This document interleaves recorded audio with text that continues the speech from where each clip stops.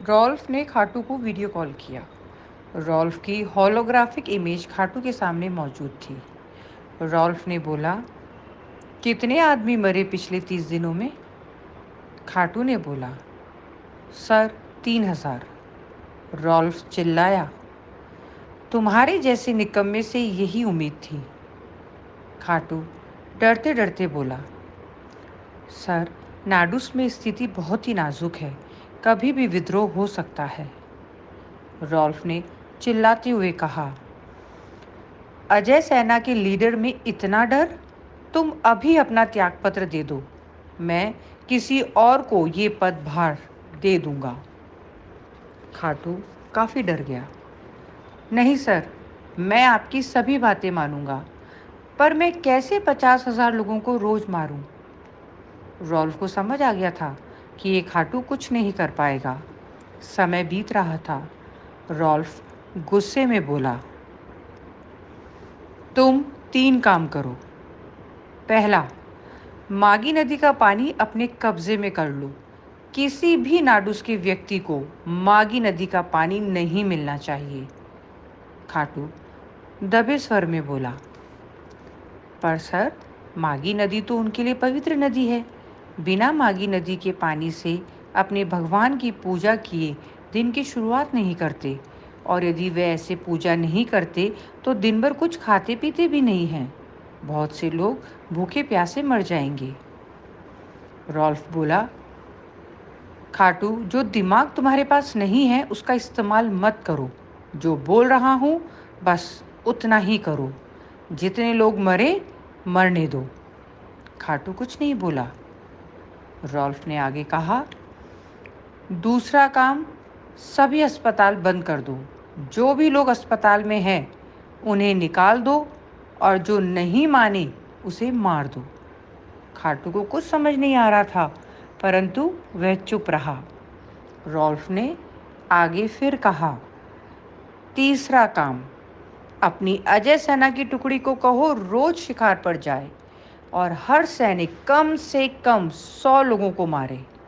जो जितने अधिक लोगों को मारेगा उसे उतना अधिक इनाम मिलेगा। रॉल्फ ने कनेक्शन काट दिया। खाटू परेशान हो गया।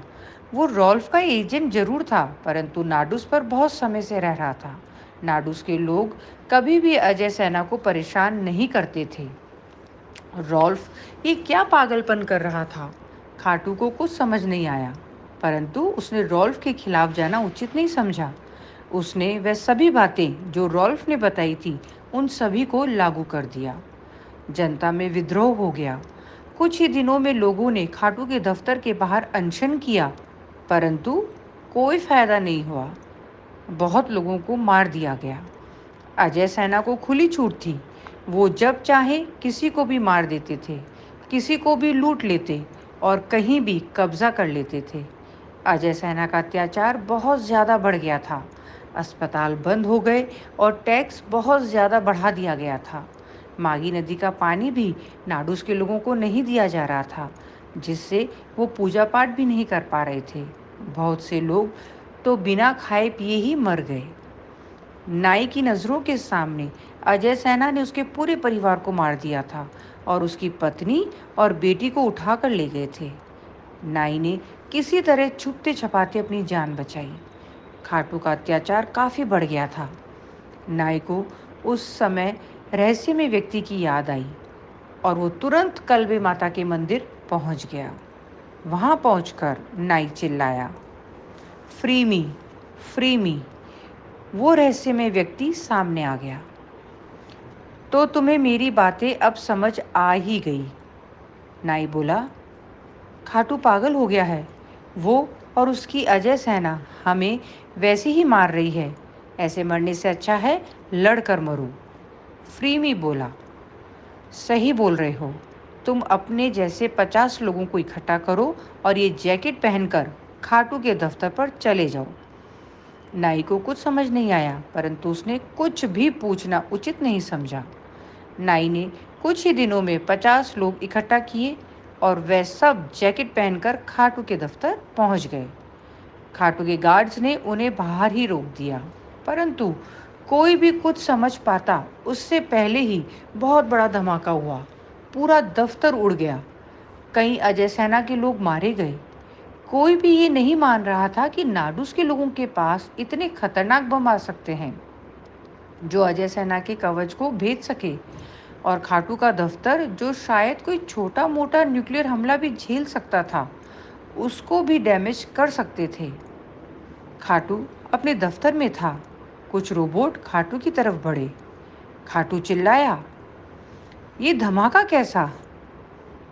एक रोबोट बोला, सर, आपके दफ्तर पर बहुत बड़ा हमला हुआ है। बहुत से सैनिक मर गए हैं।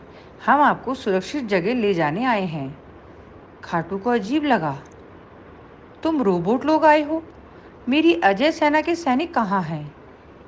रोबोट ने बोला, कहा ना, मारे गए। आप हमारे साथ चलिए। खाटू ने विश्वास नहीं किया। उसने बोला, नहीं, मैं तुम्हारे साथ नहीं जाऊंगा।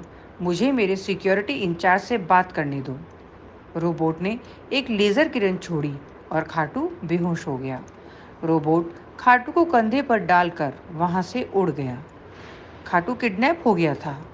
अजय सेना के दफ्तर पर इतना बड़ा हमला नाडूस के इतिहास में कभी नहीं हुआ था।